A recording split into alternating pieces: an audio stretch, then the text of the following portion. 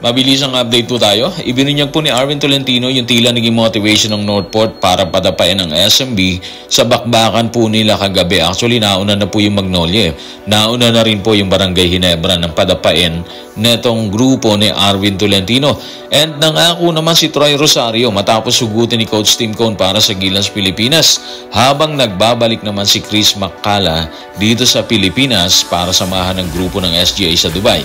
So tutukan po natin ang lahat ng yan. Pero bago yan, paki-subscribe, like and share na lang muna para pareho tayong updated. Hindi nagpatinag ang grupo ni Arvin Tolentino na Northport sa pananalasa ng grupo ni Junmar Fajardo ng SMB sa mga huling minuto ng bakbakan. Sa laban ay nakalamang ang Northport ng 24 puntos, subalit unti-unti itong ibinaba ng SMB. Pero sa huli, nanaeg ang mga bata ni Coach Bonitan. Tanong, ano ang naging gabay ng Northport para ang kininang panalo? Tutukan natin ang paglalahad ni Arvin Tolentino sa report ni Ruben Terrado sa Spin. Pinag-uusapan namin ang pagsisimula ng laro ng mas malakas since dalawang game na kaming flat na nag-start, offense at defense. Nag-practice talaga kami ng gusto. And yun, nag-pay off naman yung result ngayon. Challenge talaga kami ni Coach Bonitan Talagang mainit yung ulo ni Coach noon. Ipinagpalagay namin na hamon yun, lalo na si Kadim Jack, at nabigyan kami ng panalo. Okay, so alam na natin yung sikreto, yung hamon ni Coach Bonitan, di ba? Ang totoo niyan, hindi naman talaga galit yung coach Motivation nila yun sa player para mas maging mainit ang player sa bakbakan. At sa kaso ni Coach Bonitan at Northport, nagbunga talaga ng matindi yun. Isipin nyo hindi lang SMB ang giniba nila dito. Yung Ginebra nakapanalig ang crowd, giniba nila. Yung Magnolia, giniba din nila. Tapos kagabi yung SMB kung saan kahanay si Junmar Fajardo na 8-time MVP ng PBA. Andyan din si CJ Perez at marami pang iba ng SMB. Loaded sila kahit nawala si Terence Romeo at si Vic Manuel, di ba? Ang dami pa nilang player na kaya mag-step up sa laban in case na kailangan talaga. Pero hindi ininda ng Northport yun Akala ng marami noong mga huli segundo na magko-collapse ng tuluyan ng Northport versus SMB. Hindi, nanatili silang kalmado doon. Yung SMB, grabing kinamada nila dito Si Junmar, si CJ, si Troliano, si Tautua at si Chongson, double digit ang kinamada ng bawat isa sa kanila. Pero dahil sa tindi ng dedication ng Northport, lalo na si Kadim Jack, si Arvin, si Navarro at si Munson, binutata nila ang grupo ng SMB. Ngayon, meron na silang kartadang A3. Tayo sila ng Converge. Ibig sabihin, mas kumikinang ngayon yung mga kupunan na hindi inaasahan ng karamihan na puputok. Sa tingin natin, maganda yun kasi may ibang option na yung viewers. May bagong iiduluhin, sabi nga nila, di ba?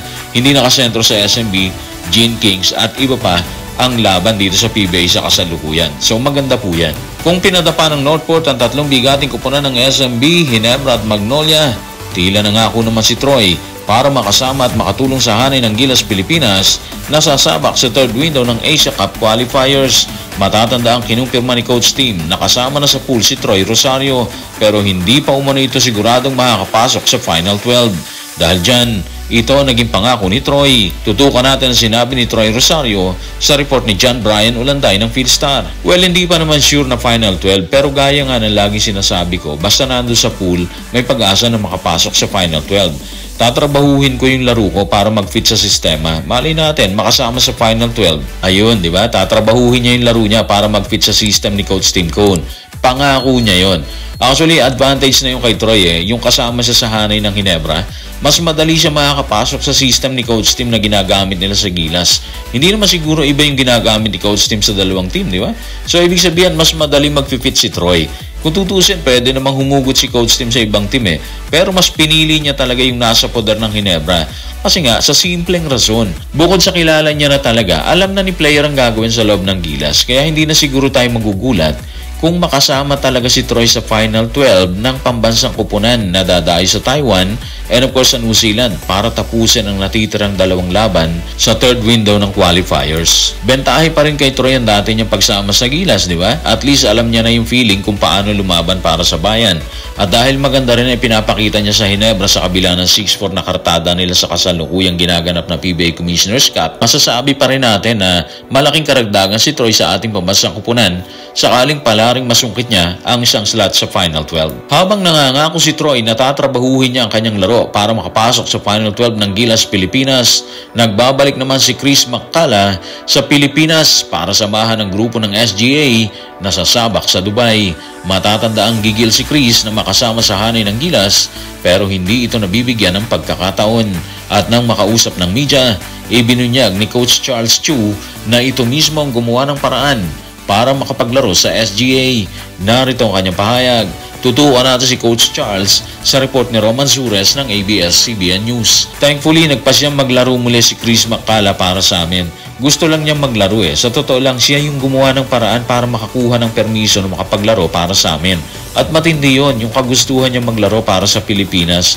Magandang relasyon namin At looking forward ako na makatrabaho ko siyang muli. Parang hindi naman tayo nagugulat na dun sa ganung aspeto, di ba? Matagal na kasi niyang gusto maglaro sa Pilipinas Nagbo-voluntaryo na nga siya dati para gawing naturalized player pero walang kumagat doon. Anyway, pinalitan ni Chris si Terry Larrier na ngayon ay naglalaro sa Mexico. Makakasama ni Chris sa hanay ng SGA yung mga kapwa niya NBA player dati na si DeMarcus Cousins and Malachi Richardson. Ganon din si Renzo Bando, Dave Aldefonso, Mikey Williams, Jason Brickman, Ange Kwame, Andre Blatz, Allen Liwag, Tony Inot, and Justin Sanchez. Mabigat yung lineup, di ba? Pero mabigat din yung lineup last year Hindi nakuha ng SGA last year ang kampyonato kasama si Dwight Howard.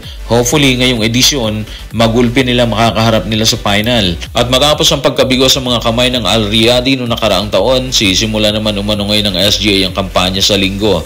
Kalaban ng Al Nassr sa ganap na alauna ng madaling araw. Sunod ang Aman sa Martes, ganap na alauna pa rin ng umaga yan Kasunod niya ng Beirut sa Huwebes, alauna pa rin ng madaling araw. Medyo mabigat yung schedule dahil sa oras, pero mga professional naman sila so kakayanin nila yan.